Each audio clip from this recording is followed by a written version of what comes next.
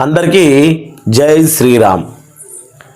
AP ప్రజలారా, ఇప్పటికే మనకు ఆసరా పింఛన్లు దివ్యాంగులకైతే ఆల్రెడీ నోటీసులు కూడా రావడం జరిగింది.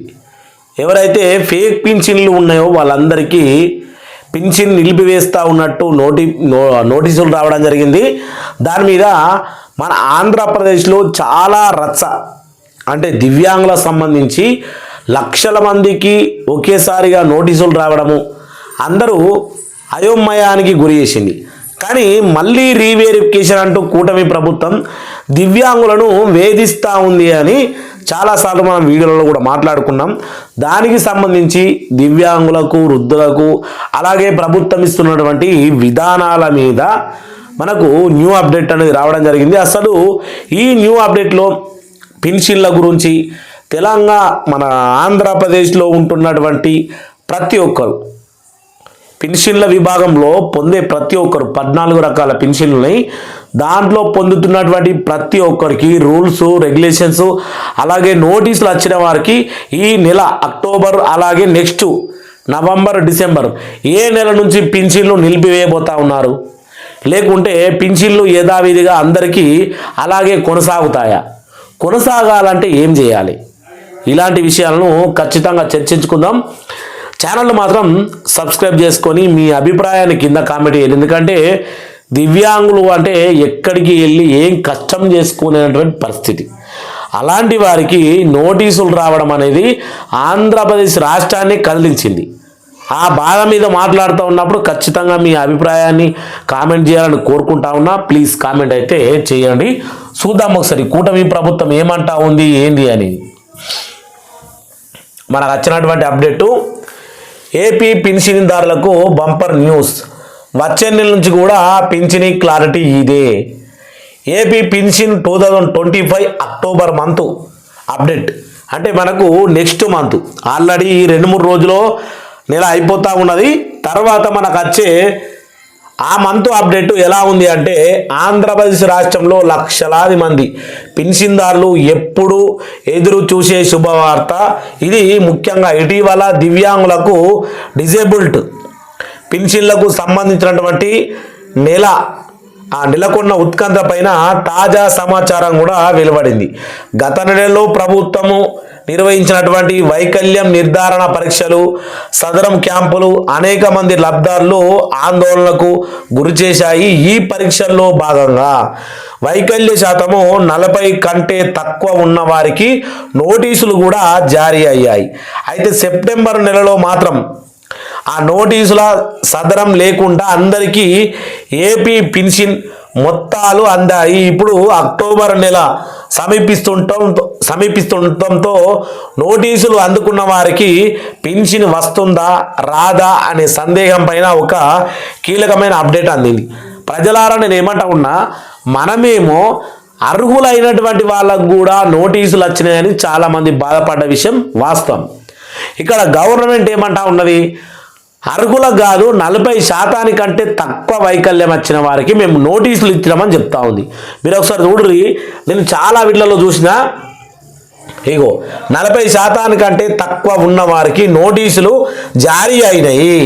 మరి మొత్తానికి రోడ్ల మీదకి వచ్చి అవయవాలు కరెక్ట్గా లేక మంచానికి పరిమితమైన వాళ్ళు, వీళ్ళందరికీ నోటీసులు వచ్చినాయి. వాళ్ళకు 85% కంటే వైకల్యం ఎక్కువ ఉన్నవారు. కానీ ఇక్కడ ప్రభుత్వం ఏం చెప్తా ఉన్నది, 40 లోపు కంటే వైకల్యం తక్కువ ఉన్న వారికి మాత్రమే నోటీసులు వెళ్ళినాయి. ఇది ఎంతవరకు కరెక్టు?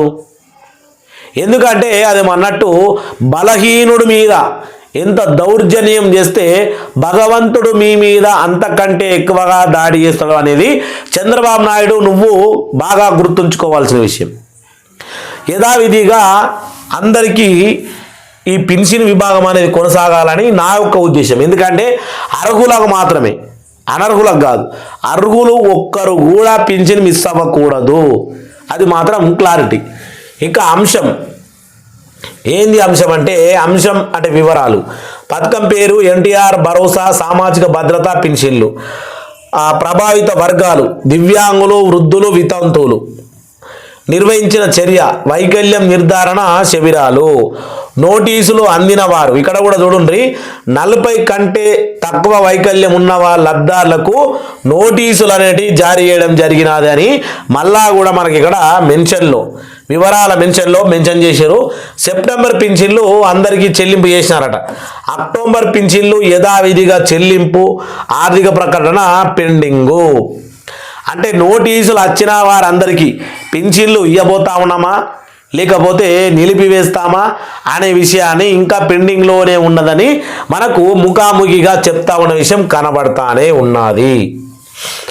ఇంకా చూసుకుంటే దివ్యాంగుల పింఛన్లో అనర్హులను తొలగించే ఉద్దేశంతో ప్రభుత్వం వైకల్య నిర్ధారణ శిబిరాలను నిర్వహించిన సంగతి తెలిసిందే.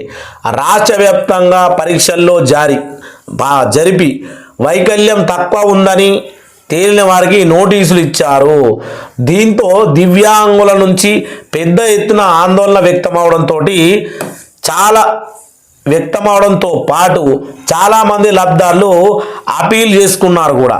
ఈ క్రమంలో అపీల్ చేసుకున్నటువంటి వారికి రీఅసెస్మెంట్ అంటే రీవెరిఫికేషన్ అయ్యేంత వరకు ఏపీ పింఛన్ కొనసాగించాలని నిర్ణయానికి ప్రభుత్వం వచ్చినట్లుగా సమాచారము. ఇది దివ్యాంగ పింఛన్ లబ్ధిదారులకు నిజంగానే పెద్ద ఊరట.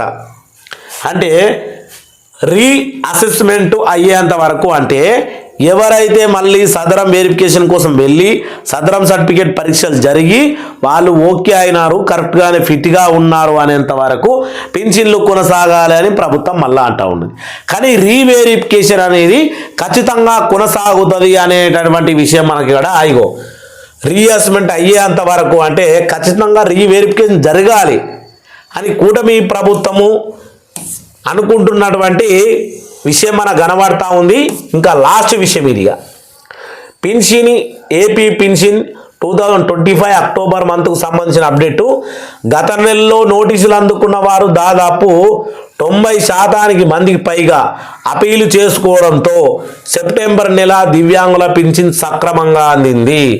ఇకపోతే వైకల్య శాతం కంటే తక్కువ ఉండి 40% కంటే వైకల్యం తక్కువ ఉండి వృద్ధులు లేదా వితంతువులు కేటగిరీలో వచ్చే వారికి కేటగిరీ అనుగుణంగా మార్చి పింఛను ఇవ్వాలని కూడా ప్రభుత్వము నిర్ణయించింది.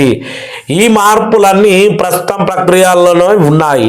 ఈ నేపథ్యంలో నోటీసులు అందుకున్న లబ్ధాలకు అక్టోబర్ పింఛని విషయం పైన ఆసక్తి పెరిగింది. అక్టోబర్లో మాకు అసలు పింఛని వస్తుందా రాదా అనే విషయం పైన కూడా వీళ్ళకు పెరిగింది. ఏం పెరిగింది అంటే గుబులు పుట్టుకుందన్నమాట.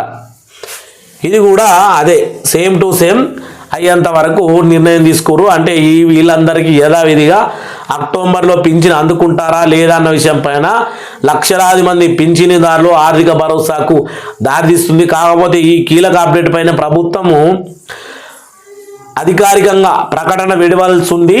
నిరుపేదల వృద్ధులకు దివ్యాంగులకు అత్యంతమైన ముఖ్యమైన ఏపీ పింఛని పథకం కొనసాగింపైన పూర్తి క్లారిటీ రావాలి. పూర్తి క్లారిటీ అనేది రావాలి. ఒకవేళ అక్టోబర్ నెలలో నిలిపివేసిన ఆశ్చర్యపడాల్సిన అవసరం లేదు.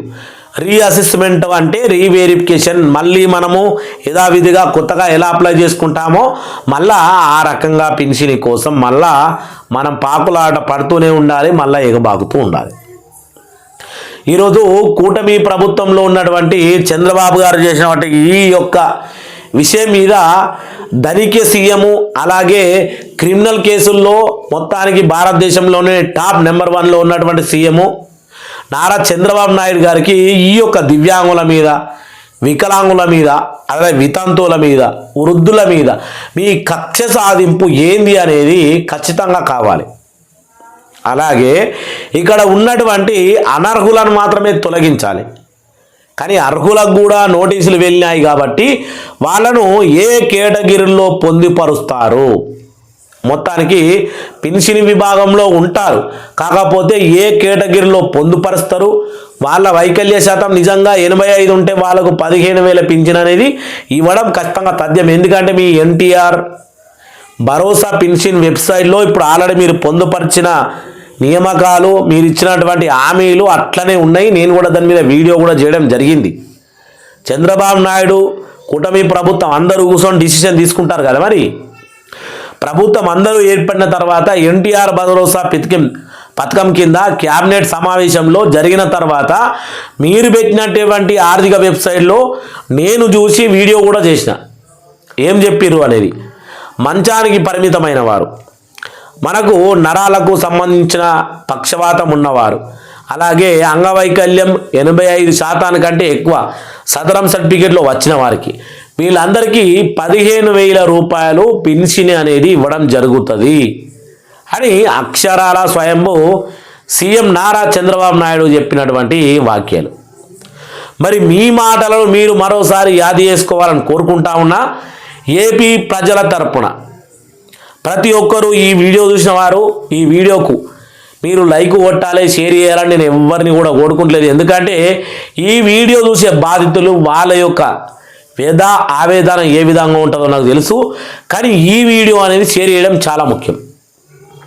ఎందుకంటే ఇలా మనలాగా బాధపడుతున్న వాళ్ళు ఎంతోమంది ఉంటారు కాబట్టి అందరికీ యథావిధిగా చేరాలని కోరుకుంటూ ప్రతి ఒక్కరికి నా విన్నపం ఏంటి అంటే అందరికీ వీడియోని షేర్ చేయండి.